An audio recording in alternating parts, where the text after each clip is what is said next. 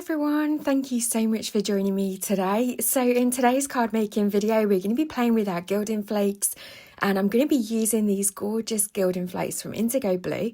This is called Manchester Tart, and there's a mix of gold, bronze and silver flakes. I'll be using their flitter glue, which is a tacky glue, but there are other tacky glues on the market, so I'll leave some links in the description box below. You'll need a palette knife, some sponge and a stamping block. And I'm going to be using these gorgeous stamps from Stampers Anonymous, Tim Holtz collection. These are the bold Botanicals. Now, I've had these in my stash for quite a while. I haven't used them as much as I'd like to, so that's why I'm using these today. Now, these are really high quality red rubber stamps, so you get so much detail in these, but this technique works with clear stamps as well, and I've got many videos on my channel sharing ideas and ways to use gilding flakes. So I've added a little bit of the tacky glue to this sponge. This is just a piece of craft sponge. Indigo Blue sell their own version of sponge, which is really good. This sponge is probably a little bit soft, but it works absolutely fine still. And I've just added some glue using a palette knife just to push it in. And then the sponge basically becomes our ink pad, as it were. So I'm just making sure that I get really good coverage over the stamp. I'm just dabbing the sponge in. If you get lots of bubbles from the sponge, you can swipe the glue as well, just so that you don't get that texture when you stamp it. But it stamps beautifully.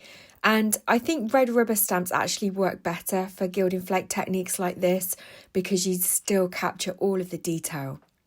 So you only want to tap it down for a few seconds. This is in real time, just so that you don't end up tearing your cardstock. It's really important to use a really good quality smooth cardstock when you're doing this technique, because if you use a cardstock that can't take any moisture at all, you will just tear your cardstock. So you could use watercolour cardstock if you prefer. This is just some black smooth cardstock from Pink Frog Crafts in the UK, but any high quality smooth cardstock will work.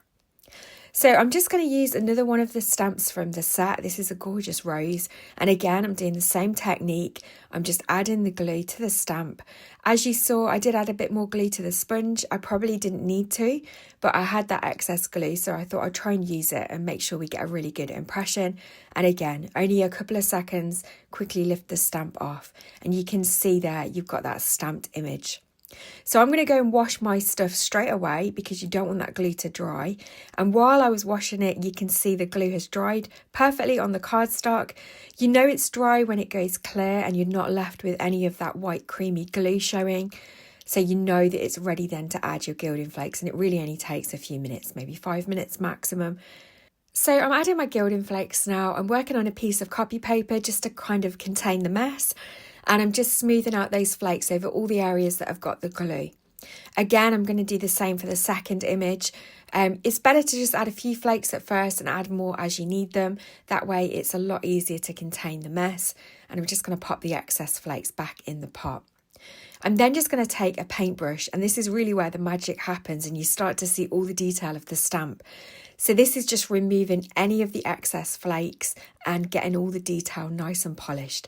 And you can see that flower looks gorgeous.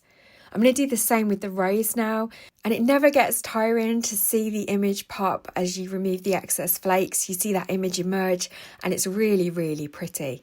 And look at all the detail that we've got. So I really do think that the red rubber stamps enhance the detail when you're using the tacky glue. I have used clear stamps and got really good impressions as well, but you do just, I don't know, something about red rubber, it just gives a much crisper impression. So I'm just going to clear up my desk. I left this in just to show you that it really doesn't take long to clear up the mess. It took me a minute. I'd sped it up to 5 times speed, but it was actually 60 seconds just to pop the flakes away and wipe my desk. Now, I don't have a Deckle Edge Trimmer, and that would have been really useful here, or some Deckle Edge dies, but I have got that Deckle Edge border die, so I'm going to use that to create a Deckle Edge all around my floral images. I'm going to just bring in my mini die cutting machine just to show you how this border die works, because I will need to use my big shot, which is wider, just so that I can add the Deckle Edge to the top of the image. But you can see there that die is just going to create that Deckle Edge. So I'm going to go and repeat that process on all 4 sides of each of the flowers, and I'm going to use my big shot machine off camera just to do that. And this is the end result. So you can see we've got that gorgeous Deckle Edge border around the flowers. If you had the Deckle Edge Trimmer or some Deckle Edge dies, then you could definitely use those as well, but I'm just using what I've got today. So I'm going to attach them to two A2 size top folding cards. I'm going to keep them nice and flat, so I'm just using some liquid glue to stick these down. This is the Barley Arts glue, and I'm going to just pop those at the top. I really want to add a nice sentiment at the bottom, so that's why I'm sticking them kind of central but nearer the top of the card.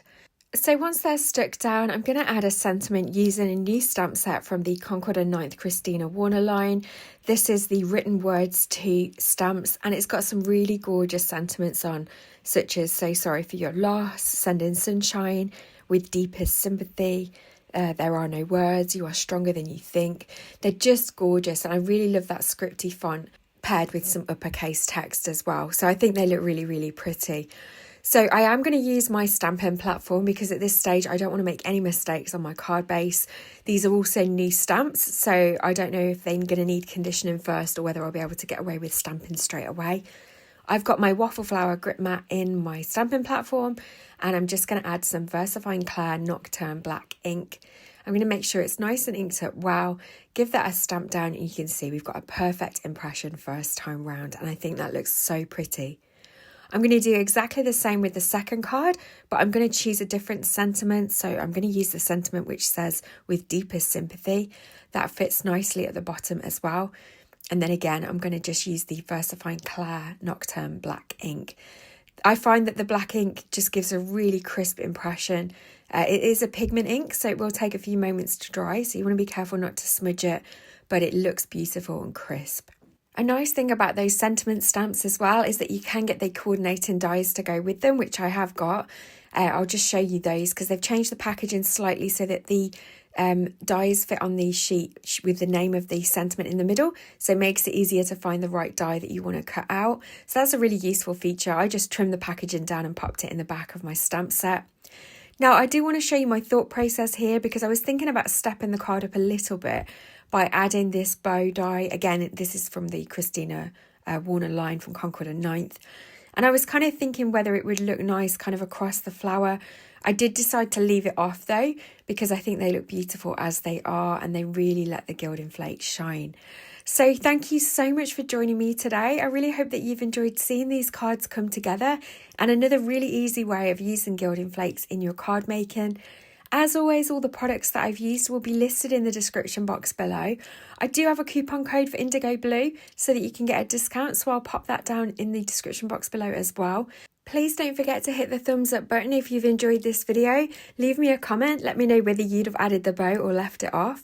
Don't forget that you can hype this video as well, which really is a great way of helping small content creators out. And if you're not subscribed to my channel but would like to see more from me, then don't forget to hit that subscribe button too. And I'll see you in another video. Take care.